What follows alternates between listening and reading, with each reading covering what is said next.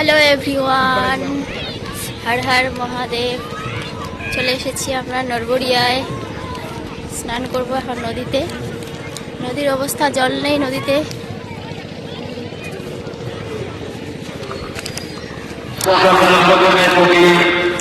নদী পুরো শুকিয়ে গেছে, জল নেই। কি নদীর অবস্থা, নদীতে জল নেই, শুকিয়ে গেছে। জায়গায় জায়গায় একটু করে জল আছে।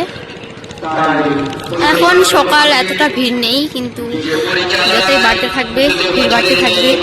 মানে কোনো সময় হয়নি, চতুর্দশী ধরে গেছে, 10টা বেজে গেছে। এই যে আমার বড়মশাই, এখানে স্নান আছে, এখানে করতে হবে।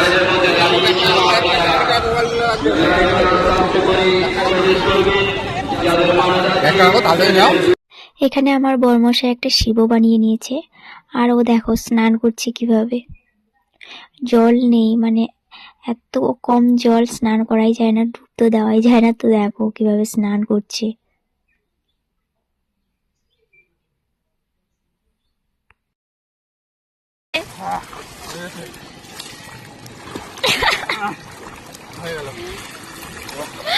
আর আমারও অবস্থা দেখো স্যাম, এখানে মানে স্নান করাই যাচ্ছে না, এত কম জল। তো এভাবেই ডুব দিয়ে দিয়েছিলাম আগেই, এভাবে স্নান করতে হচ্ছে, কি আর করা যাবে, জল নেই। আমাদের স্নান কমপ্লিট।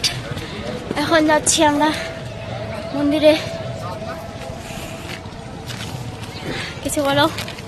কিছু বলবো না, ঠান্ডা লাগতেছে। হর হর মহাদেব বলো। হর হর মহাদেব। হর হর মহাদেব, জয় শিব শম্ভু। চলো যাওয়া যাক। এখন এখন নিয়ে নিচ্ছি প্রসাদ। ফুল বেলপাতা বাড়ি থেকেই নিয়ে এসেছি, কাছেই বাড়ি থেকে নিয়ে আসি, প্রসাদটাই নেওয়া এখানে।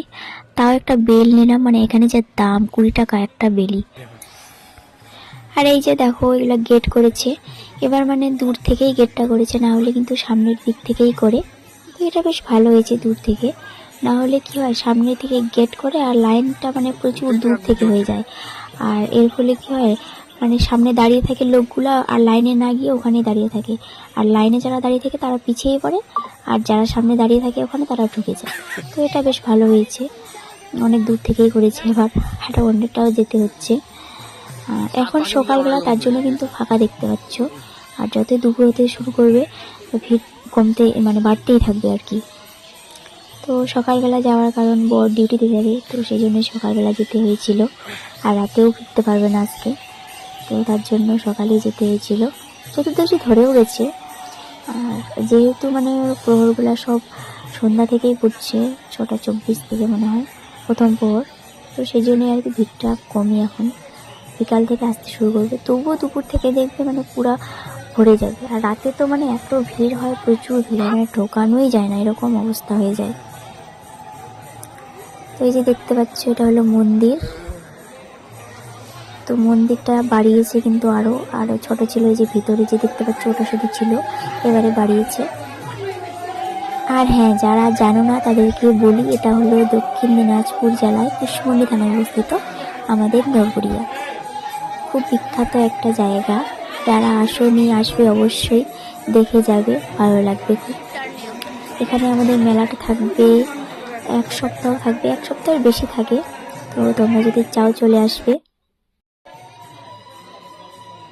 এই তো আমাদের জল ঢালাও হয়ে গেল, এবার চলো বেড়ানো যাক।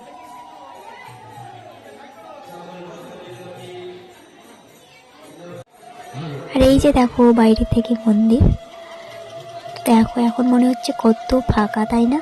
কিন্তু যখন ভিড় হবে ক্যামেরা করাই যাবে না, মানে ভরে যাবে লোকে, এত ভিড় হয় প্রচুর।